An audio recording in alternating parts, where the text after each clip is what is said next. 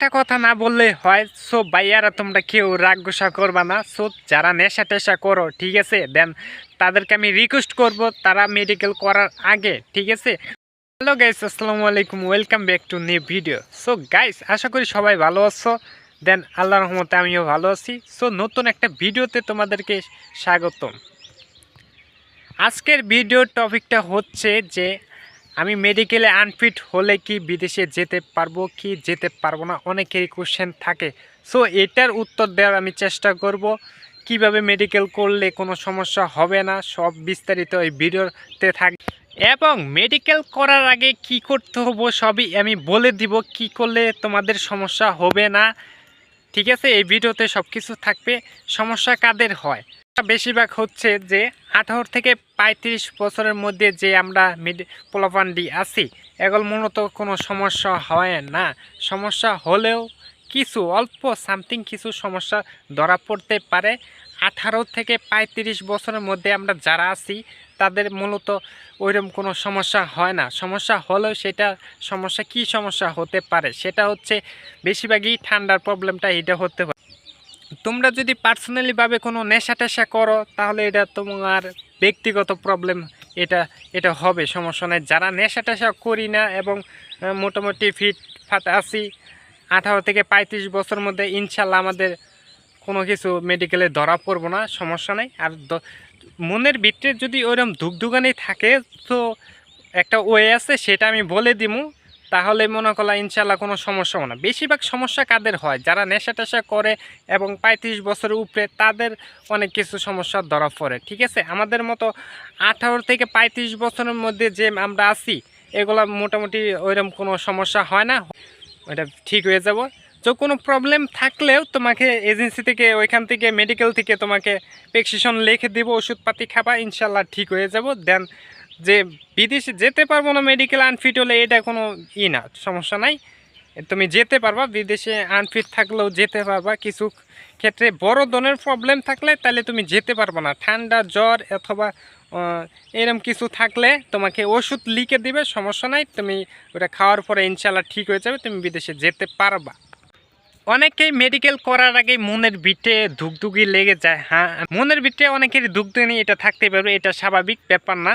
আমি যদি ফিট না হই তাহলে আমি বিদেশে যেতে পারবো কি যেতে পারবো না, এটা ম্যাটার করে না। সো বেশি বড় ধরনের প্রবলেম থাকলে তাহলে তুমি বিদেশে যেতে পারবা না। আর সামথিং কিছু সমস্যা থাকলে ঠান্ডা মান্ডা এগুলা ব্যাপার না, এগুলো তোমাকে ওষুধ লিখে দিবে, এগুলা খাইলে ইনশাল্লাহ ঠিক হয়ে যাবে। আরেকটা তোমাদেরকে বোনাস টিপস দিতে চাই, সেটা হলো যারা ধুকধুকিতে থাকো যে না আমি আনফিট হব, সো এটা কোনো সমস্যা না। দেন আমি তোমাকে একটা টিপস দিচ্ছি, এই কাজটা করবা, ইনশাল্লাহ আল্লাহর রহমতে কোনো কিছুই ধরা পড়বো না ইনশাল্লাহ। সেটা কি করবা জানো? মেডিকেল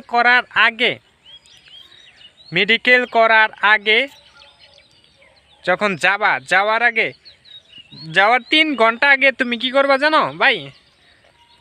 2 থেকে 3টা ডাব খাবা, 2 থেকে 3টা ডাব খাবা, বেশি না। মেডিকেল করার আগে 3 ঘন্টা আগে 2 থেকে 3টা ডাব খাইবা। আর যেদিনকে মেডিকেলে যাইবা সেদিন মনে করলা যে সারাদিন বেশিরভাগ পানি খাইবা, যত পানি খেতে পারো, আল্লাহর রহমতে তুমি যদি ভরপুর পানি খাও, পানি খাইতে খেতে ডাইরেক্ট যাতে বমি এসে পড়ো, এরম সিস্টেম করে পানি খাবা, ঠিক আছে। দেন মেডিকেলে ঢোকার আগে 3 ঘন্টা আগে তুমি 2টা ডাব খাবা, বেশি না 2টা ডাব খাবা, ইনশাল্লাহ আল্লাহর রহমতে মনে করলে কিচ্ছু ধরা পড়বো। সবাই মেডিকেলে যাইবা, কোনো ভয় টয় না, ইনশাল্লাহ কোনো ভয় পাইবা না, ঠিক আছে, কোনো ভয় পাইবা না। মানুষ অসুখ বিসুখ এটা হতেই পারে, ব্যাপার না, ঠিক আছে। ভালো দিকও আছে খারাপ দিকও আছে, বেশি প্রবলেম হলে ওটা অন্য ধরনের, ঠিক আছে। আমাদের মতো 18 থেকে 35 বছরের মধ্যে আমরা যারা আছি ইনশাল্লাহ তাদের কোনো প্রবলেম হয় না, হলেও হয় ঠান্ডা এগুলা সামথিং কিছু প্রবলেম হয়, এগুলা মেডিকেল থেকে রিপোর্ট লিখে দেবো, ওই ওষুধ খাইলে ইনশাল্লাহ ঠিক হয়ে যাবো। আমি কিভাবে মেডিকেল করছি? আমি মেডিকেল করার সময় মনে করলাম যে ইনশাল্লাহ আমার কনফিডেন্স ছিল যে আমার কোনো কিছু ধরা পড়বো না, নিজের প্রতি অনেক বিশ্বাস ছিল যে আমার আসলে ওইরকম কোনো সমস্যা টমস্যা ধরা পড়বো না, সেটা পুরো কনফিডেন্স আসছিল। তারপরে মনের ভিতরে অনেক ধুকধুকি লাগছিল। দেন তারপরে কি করছি, মেডিকেল যাওয়ার আগে 2টা ডাব খাইছি, বেশি না 2টা ডাব খাইছি। আর বাড়ি থেকে বের হওয়ার আগে ভরপুর পানি খাইয়া একদম গেছি। আল্লাহর রহমতে মেডিকেল একদম ফিট, কোনো সমস্যা নাই। যারা ভাবতেছো মেডিকেল আনফিট হয়ে যাবা, কোনো টেনশন করো না, ইনশাল্লাহ আমি যে টিপসটা দিলাম এগুলো ফলো করো, ইনশাল্লাহ হয়ে যাবে। একটা কথা না বললেই হয়। সো ভাইয়ারা তোমরা কেউ রাগ গোসা করবা না। সো যারা নেশা টেশা করো, ঠিক আছে, দেন তাদেরকে আমি রিকোয়েস্ট করব তারা মেডিকেল করার আগে, ঠিক আছে, বেশি যত পারো পানি, প্রচুর পরিমাণ পানি খাইবা। পানি খাওয়ার পরে যখন মেডিকেলে যাওয়ার আগে প্রচুর পরিমাণ পানি খাবা, প্রচুর, যত পানি খাইতে পারো সমস্যা নাই। তোমাদেরকে যত পানি খাইবা তোমাদের পক্ষে ততটা ভালো, ঠিক আছে।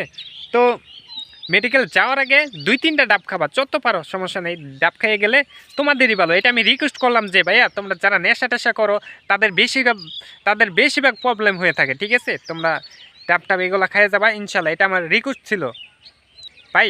তোমরা যারা নেশা টেশা করো তোমরা আপাতত ডাব মাস্ট বি, এটা খাইয়ে যাও, ঠিক আছে। 18 থেকে 35 বছর মধ্যে আমরা যারা আছি ইনশাল্লাহ তাদের মেডিকেলে কোনো সমস্যা হয় না, আমি যতটুকু জানি, ঠিক আছে। তারপরেও সেফটি নেওয়া অনেক ভালো। তোমরা পানি, ভরপুর পানি খেয়ে যাবা এবং ডাব টাব এগুলো খাইবা, ইনশাল্লাহ ফিট, মেডিকেল ফিট, ঠিক আছে, নো টেনশন। আর মেডিকেল বিষয়ে আরও কোনো তথ্য জানতে চাইলে আমাকে কমেন্ট করতে পারো। দেন ভিডিওটি ভালো লাগলে ফটাফট লাইক, কমেন্ট, শেয়ার করে দিও।